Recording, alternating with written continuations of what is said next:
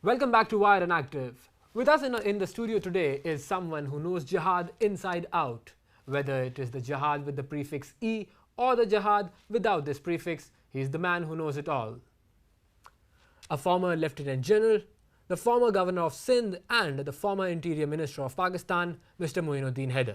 Assalamu alaikum, sir. Walaikum salam. How are you? Thank you very much. Sir, first of all, let's make it clear to our audiences that there is a difference between online terrorism and online jihad. Can you please clear this? Yes. No, jihad means trying for something, defending something. So every faith has this component built in. They like to, preserve the basic entity of their religion or of their ideology. For example, communism, to protect itself, it would go out to war to protect communism. Same capitalism is doing. They go and wage war in Vietnam and they lose their people. In Islam, jihad, I think, is by and large very well defined. And there are very strict preconditions when you can undertake jihad. First of all, it is the state which can declare jihad, the Amir-e-Waqt. And secondly, the preconditions are so strict that there has to be a good reasonable chance to bring something better after the jihad has taken place, or there are good chances to win. But if small groups spring up in length and breadth of a country, and each group starts amassing weapons, recruiting people, and in their own understanding of Islam in a limited way, which is sort of jihad, naming it a jihad, it will lead to anarchy. So now coming to the point that all these jihadi groups which are related to Muslims or Christians or Jews or Hindus, yes, or whatever religion they might be, they have their online presence. Yes. So what sort of online presence do these jihadi groups have, and what are their activities online? You see, the point of view of some larger political religious parties and some jihadi groups, they mention about Palestine, they mention about Kashmir, or atrocities taking place in Chechnya, and they say that the capitalist world is against Islam and they are not giving us a fair deal. Then this attack on Iraq and Afghanistan they highlight, saying that they have killed hundreds of thousands of Muslims of people, yes. And this is possible to please Israel and to break up the strength of the strong countries around Israel like Iran. Now they are threatening. So this is their second propaganda, and they say we have to stand up. They say that we have to first of all make ourselves strong, for which we need money, and your zakat and your donations, if you give it to us, then we can use it to improve the lot of poor Muslims. Then they say that we need volunteers also. Those people who have studied in madrasas and who are imbued with the spirit of Islam to serve their poor brethren, we would like them to spare their time and come to us. So they don't say that you will be given military training or that you will be made to fight, but because otherwise it is illegal.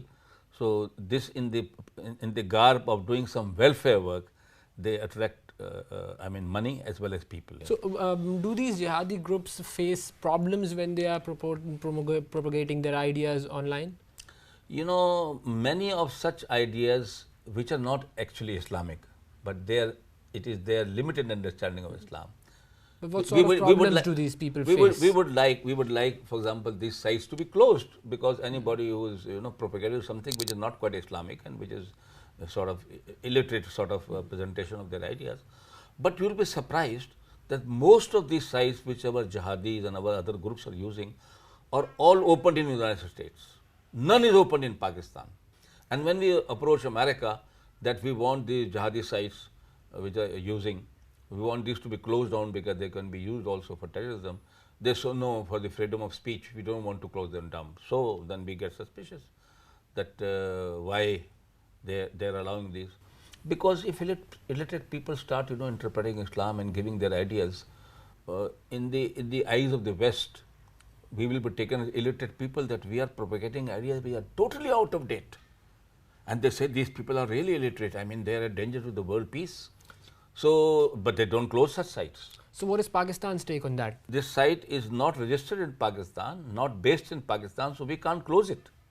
So how does the Pakistani government keep a check on these websites? Do they monitor these websites constantly? Yes. I think our intelligence agencies do that, plus FIA, Federal Investigation Agency. There is a Department of Cyber Crimes and all the electronic media. They also see such sites. In the Intelligence Bureau also, especially of sectarian other such websites, are all monitored and try to decipher what message they are giving. Most of these jihadi parties, like the famous one Lashkar-e-Taiba, which is under discussion between India, Pakistan and Mumbai attacks, they have first of all an umbrella organization like Al-Dawa, and their aim and mission will be to banish poverty and to educate the young people and to feed the orphans, etc., etc. For that they will ask funds, and at the same time many other people like Sipahi Sahaba, it is the umbrella organization, and there are MNAs and MPAs elected from Sipahi Sahaba, but they have a militant wing called Lashkar-e-Jhangvi, although they disclaim, they say that we have no connection with that. But I mean, they propose noble causes to help poor people, but with that money, some of that money is diverted towards buying weapons or training people. This is happening, and I think government is keeping a track of it, but government policy, I think, over the years has not been very strong enough. We have, in the past let these groups grow for various reasons, for jihad in Afghanistan, and subsequently we did not tackle with the matter, and it has now grown out of proportion, and today the army is involved to bring and to neutralize these groups in Swat and in Fata and other places. But we should reply these sites logically by a group of intellectuals, by a group of Islamic scholars, that what is true Islam and what you are saying about women education is not correct, what you are saying about this is not correct, so that other people get educated. So best way is not to close them down, allow them to say what they want to say, but with logic, I mean, counter them. So I am quite sure people, those with reason, will see the difference between truth and falsehood and go on the right path, and things will start changing. Thanks a lot, sir. Thank you for talking to us. Thank you very much. So this was Mr. Moinuddin Haider, and in his words, education is the key. It's time for a very short break now, but when we come back, we'll talk to international experts about how e-jihad is spreading worldwide.